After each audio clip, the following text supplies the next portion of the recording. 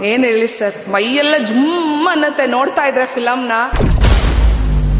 Movie ಮಾಡಿದ್ರೆ ಹಿಂಗೆ ಮಾಡ್ಬೇಕು. ಬರ್ಕೊಡ್ತೀನಿ ಸರ್, ಬಾಂಡ್ ಪೇಪರ್ ಬರ್ಕೊಡ್ತೀನಿ, 100% ಗ್ಯಾರಂಟಿ ಓಡುತ್ತೆ.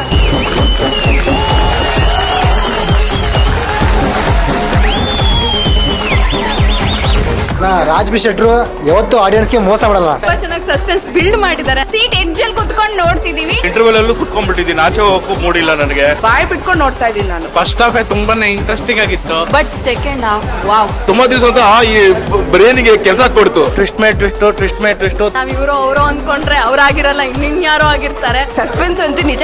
ನೆಕ್ಸ್ಟ್ ಏನಾಗುತ್ತೆ ಅಂತ ತುಂಬಾ ಕ್ಯೂರಿಯಾಸಿಟಿ ಆಗುತ್ತೆ. ರಾಜ್ ಬಿ ಶೆಟ್ರು ನೋಡ್ಬೇಕು ಅಂತ ಬಂದಿದ್ವಿ, ಬಟ್ ಅಲ್ದ್ರೊಳು ಒಬ್ಬನ ವಿಲನ್ ಅಡಗಿಟ್ಟವ್ರಲ್ಲ. Villain acting peaks. ವಿಲನ್ ಮಾತ್ರ ಅನ್ಎಕ್ಸ್ಪೆಕ್ಟೆಡ್. ಆ ವಿಲನ್ ಮಾಡೋನಲ್ಲ ಕೆಲಸ ಮಾತ್ರ ಬೆಂಕಿ. ಬಟ್ ಆ ವಿಲನ್ ನೋಡ್ಬೇಕು ಅಂದ್ರೆ ಈ ಮೂವಿ ನೋಡ್ಲೇಬೇಕು. ಹೇಳಿದ್ರೆ ಚೆನ್ನಾಗಿರಲ್ಲ, ಬಂದ್ ನೋಡಿ ಥಿಯೇಟರ್ಗೆ. ತುಂಬಾ ದಿನ ಆದ್ಮೇಲೆ ಈ ತರದ ಒಂದು ಕನ್ನಡ ಸಿನಿಮಾ ಬಂದಿದೆ. ಲಾಸ್ಟ್ ಅಂತೂ ತುಂಬಾ ಚೆನ್ನಾಗಿದೆ. Climax number 1. ಕಾಸು ಕೊಟ್ಟಿದ್ದಕ್ಕೂ ಬ್ಲಾಕ್ ಬಸ್ಟರ್ ಸರ್. ಕಂಟೆಂಟ್ ಇಲ್ಲ ಅಂತೀರಾ, ಒಳಗಡೆ ಕಂಟೆಂಟ್ ಇದೆ. ಪ್ಲೀಸ್ ಬನ್ನಿ. ಒಂದು ಗೆಲ್ಲುವಂತ ಕನ್ನಡ ಸಿನಿಮಾ ಬಂದಿದೆ, ಎಲ್ಲರೂ ಬಂದು ಗೆಲ್ಲಿಸಿ.